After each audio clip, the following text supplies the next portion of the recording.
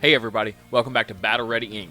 So I've been developing this list off and on for a long time now. I've never wanted to fully commit to a top list of dragons in this game, just because dragons are always fluctuating. In PvP in particular, a dragon might be a phenomenal, a week or two, and then people will start running a counter that makes that really amazing dragon kind of bad, because then everyone can beat it. And then they'll make a counter to that counter, right? And they'll keep moving on and just progressing, and that's just kind of how PvP often works. However, some stuff has stuck around. So that's what I'm going to be covering here, is just kind of my top 10. I've got, a little bit of everything in here: tank, healer, DPS, support, of the top 10 dragons that are in PvP right now.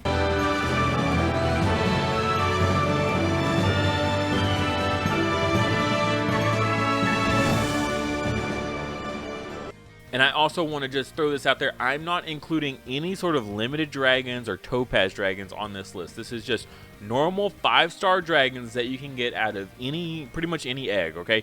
That's what this list gets focused on. Now, if you go and look at like the top 20 teams in PvP, you're not going to find a whole lot of non-limited, non-topaz dragons on that list, okay? So just keep that in mind. Also, I want to shout out my patrons for this month. You guys are awesome. We got Tricky Z, longtime supporter, by far the longest supporter we've ever had. Nero Angelo, pretty up and newcomer, but has been sticking around doing pretty awesome stuff. We do lots of account takeovers for him every single month, so he's got some great stuff. And also Tristan and Jake, you guys are awesome. I believe y'all are over in the Digimon stuff, so I'll make sure to shout you guys out over there as well. But just, you guys have been awesome. Just, I cannot thank you guys enough. Okay, first dragon on this list. This isn't in any particular order at all, but this is probably one of the most popular healers in PV currently, and that's Dark Papamo. Okay, for this one, it really does matter that it's the dark type. Just a really great healer, and on top of that, it has the ability to silence, and so he's got a revive, which is great, but also silences and two enemies every 10 seconds and silences them for 6 seconds. That's really good. You see a lot of water fairy dragon used. If you don't have water fairy, usually you see a lot of dark papamos, or I guess if you don't have dark papamo, you have water fairy. It should go the other way around. So any kind of healers that you can get, a lot of dragons that have silence abilities are just really good. So you'll see kind of a reoccurring trend here on a lot of the top dragons in the game in PvP, and a lot of them have silence. But yeah, so he is a dragon that just heals really well, has a resurrect, and also has a silence ability. Next up, I want to throw it over to our totem dragons. For our other healers on this list here, Dark Totem has been on the top tier in PvP and pretty much everywhere for a long time. Pretty much since the beginning of the game, Dark Totem has been like the #1 dragon. He's definitely fallen off in recent, in about past year. He's finally fallen off of that pedestal a little bit. But Dark Totem, as well as the other totems, they have their place as well. Are just phenomenal dragons. The thing that keeps all these guys kind of in the top is their leadership here is this all ally evasion up by 35%. You're getting a huge buff. I mean, a third of your evasion up is pretty solid, and you're gonna get that on all of these guys. What makes Dark better one out of all these, though, while those other ones are good, Fire especially for boosting up dark types, or not dark types, attack types, and then Earth making your defense stronger. Dark has it has a resurrect, which is just, you cannot pass up having a resurrect on a healer. I think in PvP it's really hard to justify running a healer that doesn't have a resurrect, but having resurrect and having the ability to increase your damage output, which is what the Dark Totem does really well. He gets lots of attack buffs, that sort of thing. So lots of DPS boosting with this resurrect ability. Amazing heal, target count of 4, and it's just a really powerful heal. And then if you want to build a team that's all evasion based, where you just have a whole lot of evasion, makes it really impossible to hit, the Totem Dragons are great leaders for that slot. Next up, kind of following suit, kind of the modern day, I guess, version, or more modern version, is the light Xenos here of the Totem. So very similar to Dark Totem. The leadership here gives that ally evasion up by 35%, so we get the same leader bonus, which is nice. We get a heal here, which is only a target count of 3, so 1 less, but you still get the attack buff, which is great. You get the resurrect still, which is also really good. So far they're almost identical, except for they got 1 less target on the heal, right? So instead of 4, you got 3. But whereas Dark Totem had lots of buffs, like attack buffs and that sort of thing, on its passives, instead you're going to get a more of a DPS kind of skill going on here, which is kind of neat. But also the Pong Pong Bubble, okay? This is like an orb that bounces back and forth, so it hits the enemy 5 times, and it hits your allies 5 times. When it hits them, it does damage. When it hits your guys, it heals. And so this is like another way to kind of a passive heal. So if the enemy can't do a whole lot of damage super fast, this can actually keep your team alive pretty well, honestly. It'll bounce back and heal up your team, and so then you don't have to worry about using your drag skill as much. So he's, in a way, he's kind of like a slight step up above Dark Totem, but just slightly, just because he's got a little bit more consistent healing ability instead of just giving out flat DPS buffs to your dragons. Alright, next we're going to jump over into the DPS dragons. Unfortunately, there's only 2 DPS dragons on this list. Yeah, literally nothing else really comes close. You have to get into limited dragon territory if you really want to excel in PvP, but the ones I'm going to mention can do it, okay? They can definitely do it for sure, but they're like the only ones out of every dragon in this game that's just a regular 5-star dragon that isn't a limited or topaz. There's only 2 that can pull it off. The first one here is Light Spirit, and it's particularly the light one, because the light one has the ability to put silence on the enemy. Every set duration, inflict damage to a random enemy. 80% chance to silence attack and defense type enemies for 5 seconds. Alright, and you can trigger this skill. It'll trigger every 8 seconds, and you'll have them silenced for 5 seconds. And it's a target count of 3, so you're hitting over half the enemy. Being able to silence attack types is really important, as defense types also, because defense types is going to be like your Trophiuses, stuff like that keeps the enemy, keeps your enemy alive, silencing those so they can't, put the invulnerability barrier up, or they can't take damage in place of. Those abilities all get shut off, which makes any kind of silence amazing. And getting it on an attack type is super rare. It's super rare to get silence on a DPS dragon. So Light Spirit instantly, already great. But on top of that, its damage output is incredible. So anytime a dragon has a target count of 5 and scales off a critical damage, I instantly think back to Dark Arcana. Dark Arcana was the best DPS dragon in the game for like over a year when the game came out. And fly, go. And this is basically like the 2.0 version, right? So you get all that DPS that you used to have with the added utility. And utility on a DPS is so rare. And so that's what I love about Light Spirit, is the silence in addition to just the incredible damage output. So if you get a silence a defense type and then do this extra 40% damage to defense types, yeah, just goodbye. That is so awesome. Incredible. Also, just a nice leadership, nice blanket leadership that applies to the whole team, and it's not just limited by element, so that's really nice. All right, the next dragon, you've probably already guessed it if you've been playing the game for any amount of time at all, but this is going to be the Jet Dragon.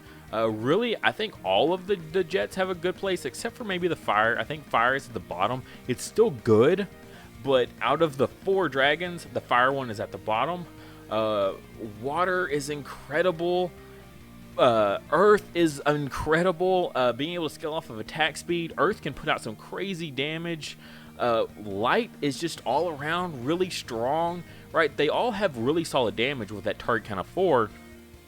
But in addition to that, they have this ability here where they can go invulnerable. And with PvP like it is now, where as the longer the fights go, the healers get worse and worse and worse. And by the second half of the fight, a healer is almost not doing anything.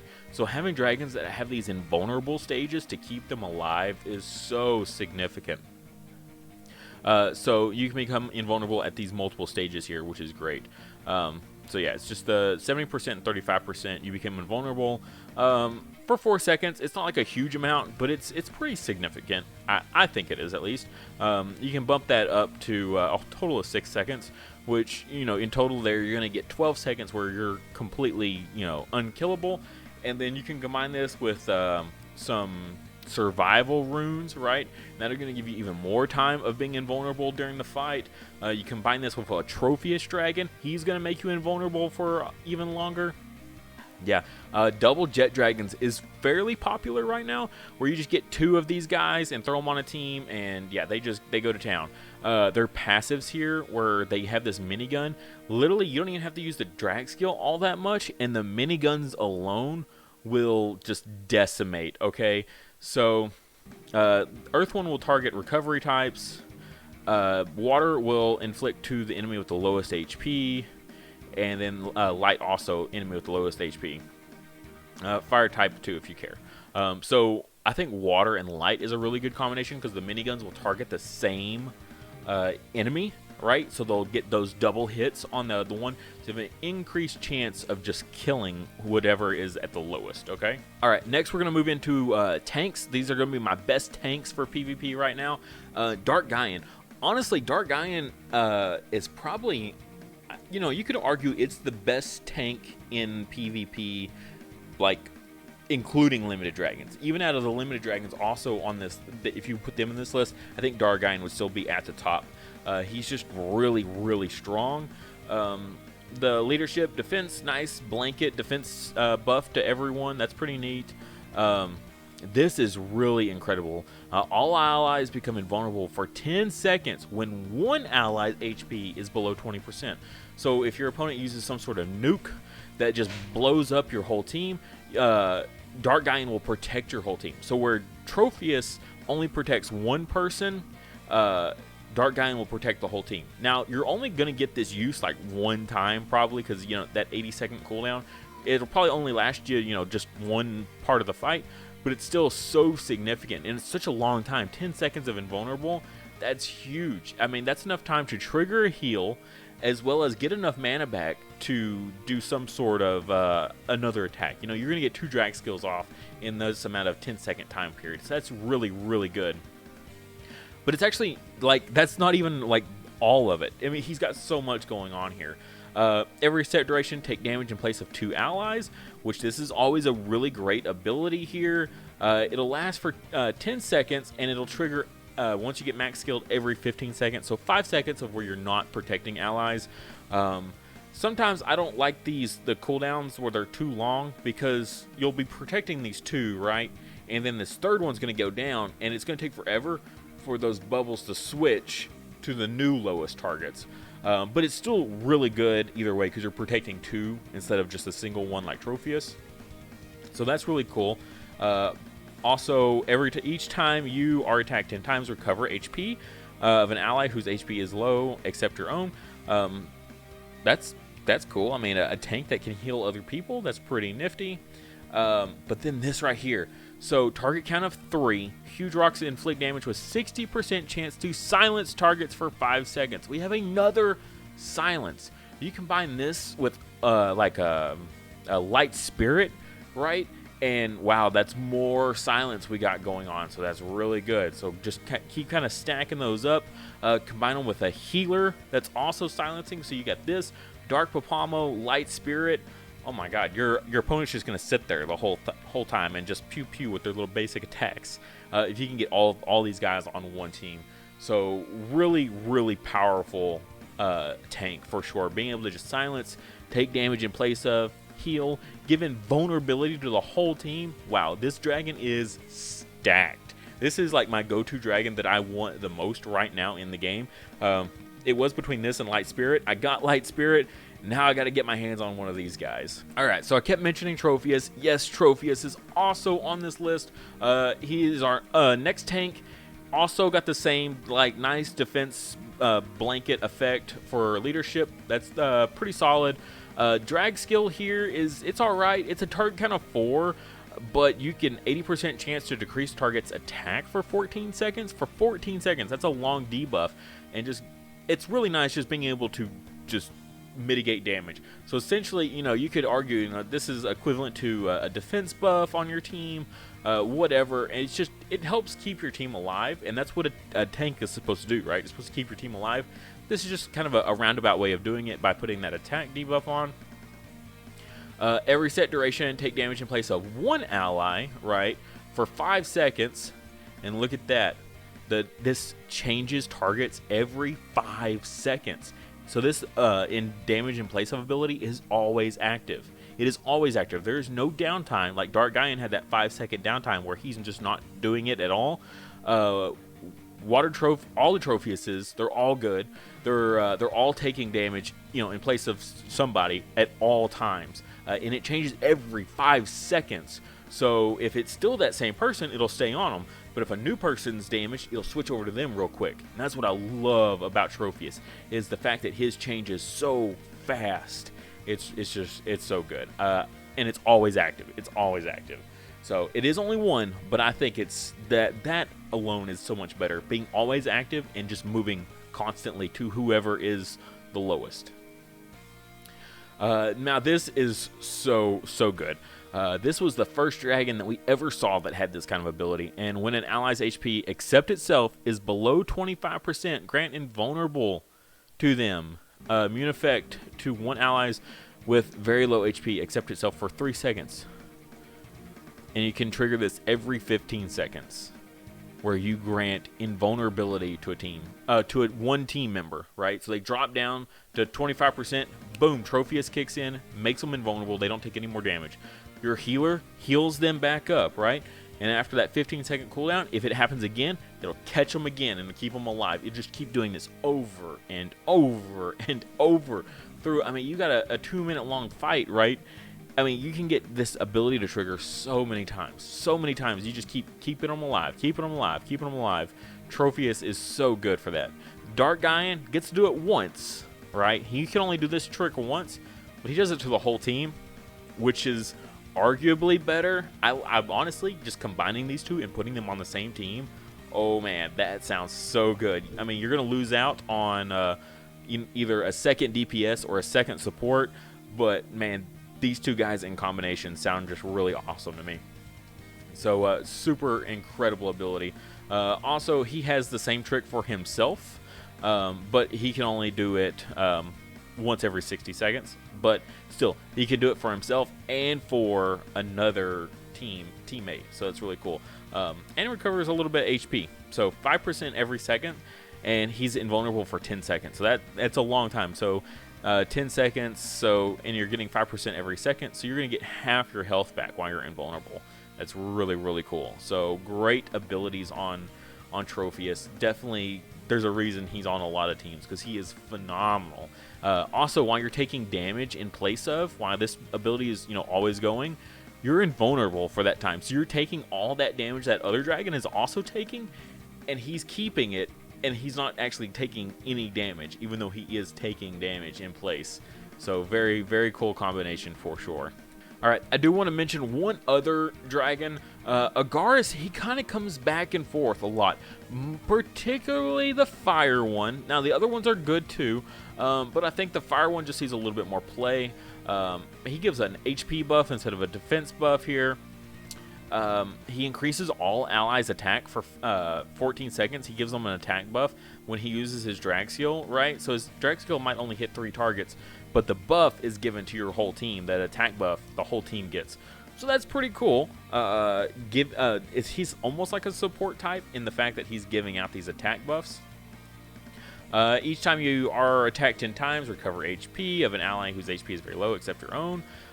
We've seen that. This is a target count of 2 though. See, he's doing this to 2 guys, so he's going to be triggering this a whole lot.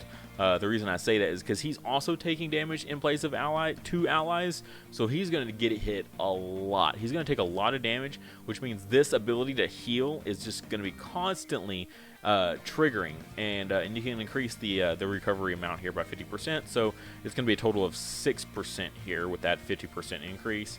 So 6% to 2 allies, that's pretty awesome. He's a pretty cool dragon, honestly. And then this last little bit, same thing as Tropheus. He's going to go invulnerable 1 time every 60 seconds and get his HP back. So just like Tropheus, except he's protecting 2 allies. He's healing them, and he's giving out an attack buff. So he's a little more aggressive version, whereas Tropheus is more of a traditional tank where he's taking the damage a whole lot, keeping your teammate alive very well, keeping attack debuffs on the enemy, so that way they can't do a whole lot of damage. So I did want to mention Fireargaris. He's and he just looks dope, honestly. He looks really cool. He's really, really awesome. He's very intimidating too when you actually see him like in a match. He stands out. He really does. All right, our first support type here is going to be Bagma, particularly the Fire Bagma, but honestly they're all good. Like, they're all good for their own unique like specialties.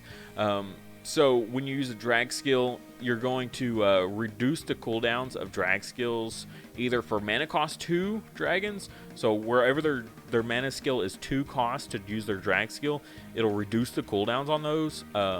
Either 2 or mana cost 3 for light type. And I believe earth and light are for 3 mana cost dragons. And then water and fire are for 2 cost. So that alone is just really good. You see a whole lot of use out of that. So when you use a drag skill, it's going to recharge your Fury of Forest. Fury of Forest, though, is every set duration inflict damage to an enemy with the lowest HP. Water puts on a damage over time effect, which isn't too great. Fire puts on a defense down debuff, so that's pretty good. Makes all your damage more. Light type is only recovery rate, which is okay. It does. I guess it's a little more impactful now with the healers not being as powerful as they used to be in PvP. So light type could see a lot more play. Earth type, removing a beneficial effect from the target is pretty cool. So if you don't have a support type that is killing things like Water Wonder Dragon that's got that zombie state, maybe Earth Bagma might be your way to go if you're using a 3 mana cost dragon. And then this last passive here is it's so awesome. So you have a 50% chance to gain up to 3 mana each. So basically it's like 50% chance to gain 1, 50% chance to gain another, 50% chance to gain another. So you're going to get at least 1 mana every time this ability triggers, which you can lower the cooldown to every 22 seconds. You have a chance to gain up to 3. 2 triggers pretty regularly. 3 is a little more rare. 1 is actually a little more rare. 2 is pretty solid at getting the mana here. Earth is going to give a defense buff to all your allies. Water is only evasion, but if you're running like that team I talked about with the evasion dragon, so if you're running like a Totem or a Xenos as your leadership dragon, combine that with a water Bagma, and that's actually really, really good. It's a really nice combo here. So, and it's going to really pay into the mana cost 2 dragons. So Totem, their heals are 2 mana cost dragons, or 2 mana cost skills. So Water Bagma really combines well with those evasion teams with this passive. Fire increases all allies' defense. And then light type here, every set duration mana recovery rate is doubled for 15 seconds. So you don't get that 3 chance to gain, which is a bit of a shame. In addition, create a barrier equal to your max HP on 2 allies with very low HP for 15 seconds. I don't know. These barrier things on support types, it's never as good as I hope it is. Like max HP, so I've got to put a whole bunch of HP runes on this, which, you're going to want meditation runes on these support types. So, I don't know. Light type's a little, actually, like, usually the lights and darks are like the best typically, but in this situation, I don't think so. I think fire is the best for your Most of your 2 mana costs for your like a solid DPS team, go with Fire Bagma. If you're doing that evasion team like I was talking about, go with Water Bagma. If you're running a 3 mana cost attacker, go with Earth. I think Earth is going to be better than the Light type. All right, last dragon technically on this list. I do have a few honorable mentions after this, but this is going to be the last one. This is another support type here, and this is Party Dragon. Honestly, I think Party Dragon has a really good place in the meta right now, particularly because its drag skill here. So when you use its attack for the drag skill, you get these really nice effects. So equal barrier equal to 400% of defense for 10 seconds. That's a really big barrier. That's really nice. All these guys are going to have it. Light type is going to all allies become invulnerable for 3 seconds. That is crazy good. So invulnerability is really nice. We talked about that earlier with the jet dragons. You can combine this with the jet dragons, and you're just really making that team invulnerable for a long time. But the 400% barrier is still huge, honestly. Dark type, though, let's see, where is it? All allies become invulnerable for 10 seconds when your HP is below 20%. So that is so good. And you can reduce the cooldown to every 40 seconds. This will trigger. So this is like Dark Gaian, but kind of better, because Dark Gaian, you're only going to get to trigger that once. It's like once every 80 seconds that ability will trigger.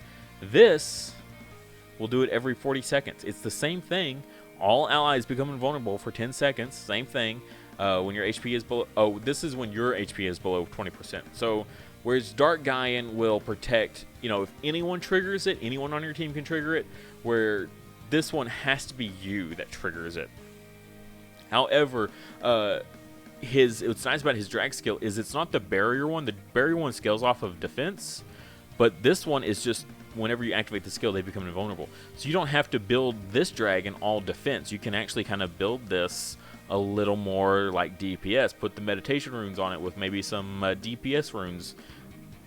Very, very cool. 60% chance to remove 3 beneficial effects. So when you hit them, you remove pretty much everything they got. That's really, really good.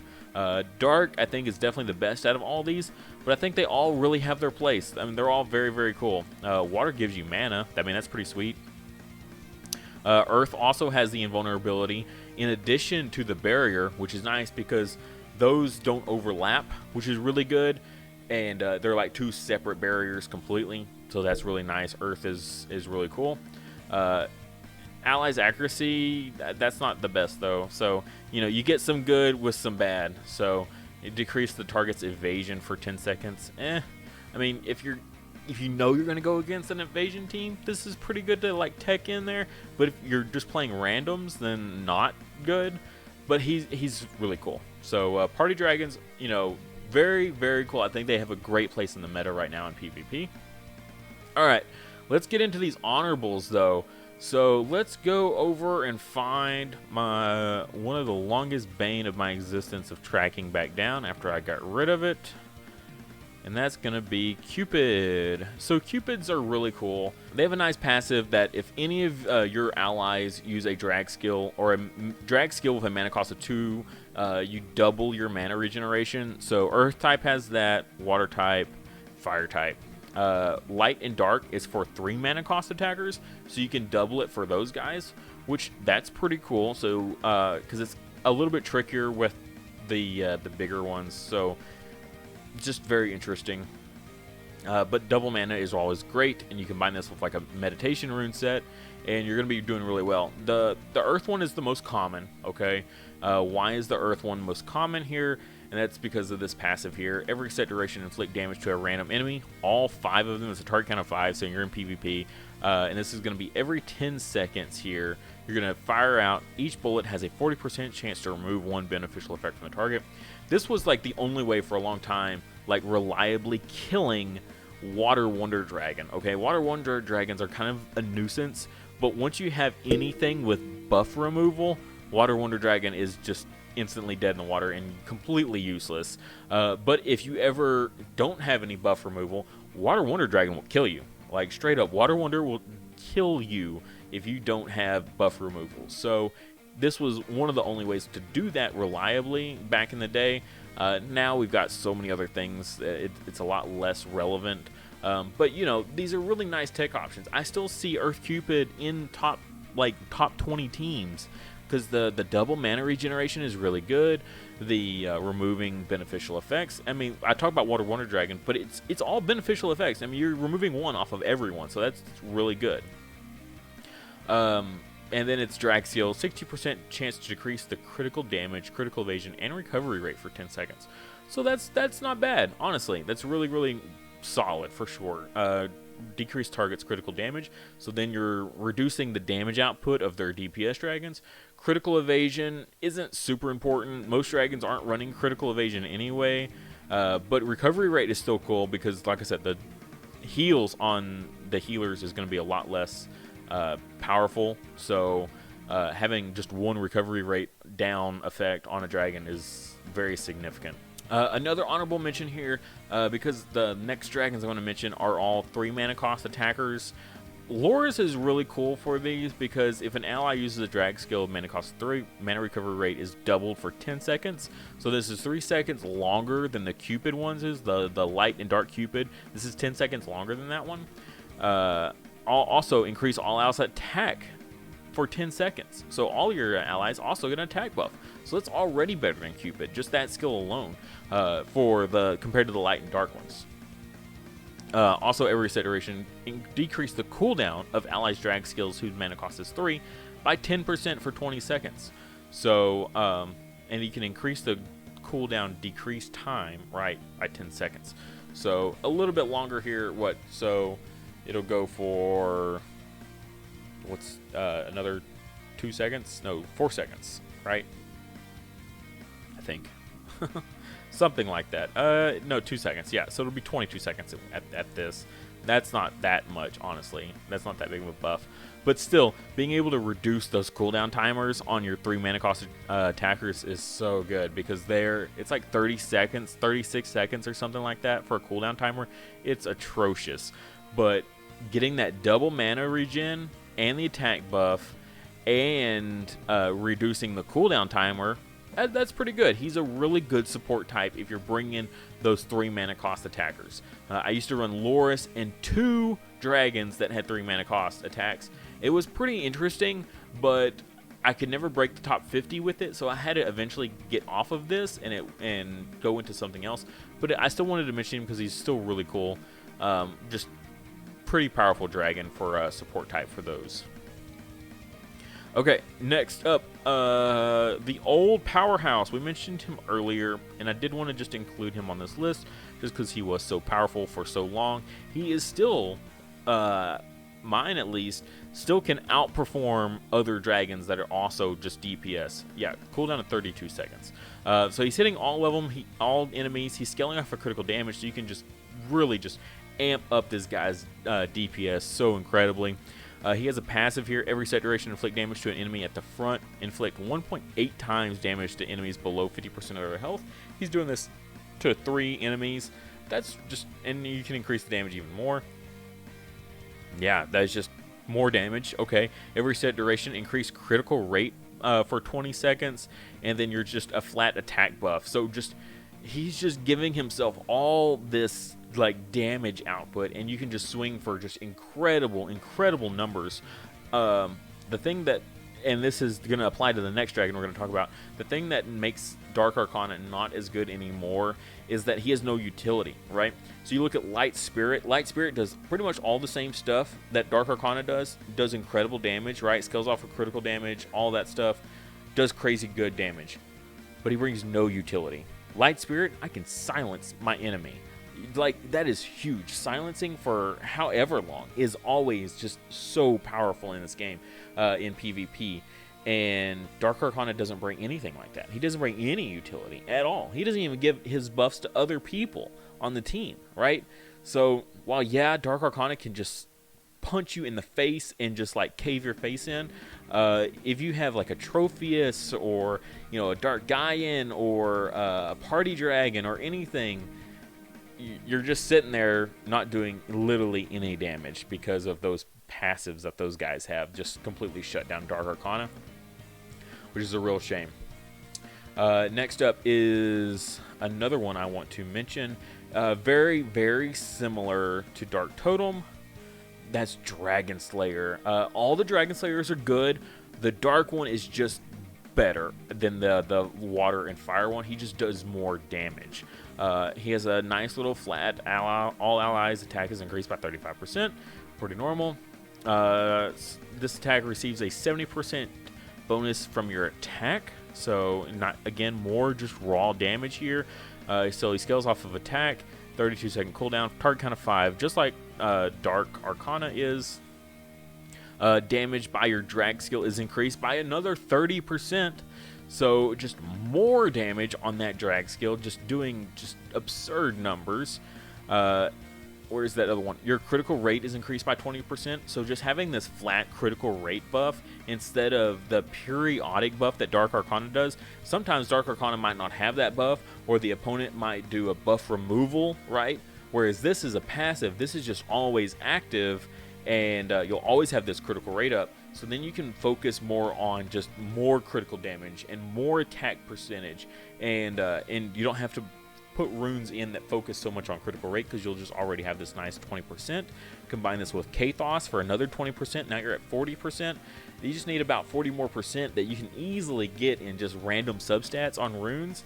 And so now you can just go, attack percentage, critical damage, attack percentage, and just do atrocious amounts of damage. Every set duration, inflict damage to a random enemy, inflict 1.8 damage on critical hits. So it's kind of the same thing as Dark Arcana here. Dark Arcana can hit a little bit harder because he gets the 1.8 and then another little tiny percentage on top of it. It's not much. However, this guy's hitting the whole enemy, right? The whole enemy team with this, whereas Dark Arcana is not hitting the whole enemy team. So just crazy damage on this guy, but again, zero utility, and so that's why he's not on this list, on the main list, I should say. It's just because, yes, him and Dark Arcana can just put out crazy good damage, but in PvP particularly, it's not going to matter that much because you don't have enough utility to ensure that damage always goes through. And that is going to do it for the list. I hope you enjoyed this. It was a little bit longer. I tried to power through, but that is it. Those are my top picks for PvP of non-limited, non-topaz dragons. These are the best dragons in the entire game for PvP. They are phenomenal. When it comes to PvP, I don't ever see any level or any 3 stars, any 4 stars, none of that. It's all 5 stars, and this is your foundation, right? This is where your amazing PvP teams start. And then once you build up a decent one, then you can start looking at those limited dragons. And eventually I'll come out with another video for those guys. That one's going to be a whole different ball game because those dragons are stupid powerful. But again, some of them don't even compete with the dragons on this list. Like the ones I want, the Dark Gaian, right? You're not going to find a better tank in limited dragons than Dark Gaian. I don't think so. There's better support types for sure. Healers, there's arguments. It depends on kind of what you're going for. I think Dark Monas is the better all-around healer. He's probably the best all-around healer. But if you're going for those evasion teams, Dark Totem is great. Light Xenos is great. Those are your leadership dragons. So limited dragons and topaz dragons, they can't touch those dragons just because they do something that others don't. Also, Dark Papamo has the silence on its heal, so that's really good. So there are dragons on this list that even limited dragons aren't better than. So you just got to figure out which ones you can get your hands on and which ones you can power up, and you'll be topping Colosseum in no time if you can get dragons off this list that I've just listed out. And combine them all on one big super team. Like I said, you get a team of all those silencers I talked about, and you put them all on one team. Yeah, I feel like that team would just devastate for sure. Thank you guys so much for watching. If you enjoyed this video, please like and comment, as well as subscribe if you haven't already. If you enjoy this type of content, I try to put it out as much as possible, so definitely subscribe. Also, if you really enjoyed the content, check out my Patreon. I have a link in the description below for it. You can get access to my Discord server, as well as if you're a Dragon Village Inn fan, account takeovers where I help you out with your account. If you're a Digimon fan, I've got monthly giveaway. Well, not even giveaways. I've got monthly merch that's specific to Patreon. Stuff like memory counters, custom made. This is the baby form of Vmon here. There's going to be more in the works also. So lots of memory counters, all kinds of awesome Digimon merch. So definitely check out that tier. And if you're just all out crazy, there's other tiers if you're that dedicated. As well as check out my Teespring. I've got awesome merch there. You know, official Battle Ready Inc. merch. Awesome phone cases for you Digimon fans out there. They've got them for iPhones as well as Samsungs. So they are super sweet. If you've seen the last Digimon movie, that's where these are from. I had a friend of mine custom make these so that way they fit perfectly on these phone cases. They look super good. So definitely check those out. But at the end of the day, if you can't do any of that, just like I said, like the video. That helps a ton. And subscribe. It doesn't hurt, but it helps me. So that's what's the real benefit. And as always, I'll see you next time.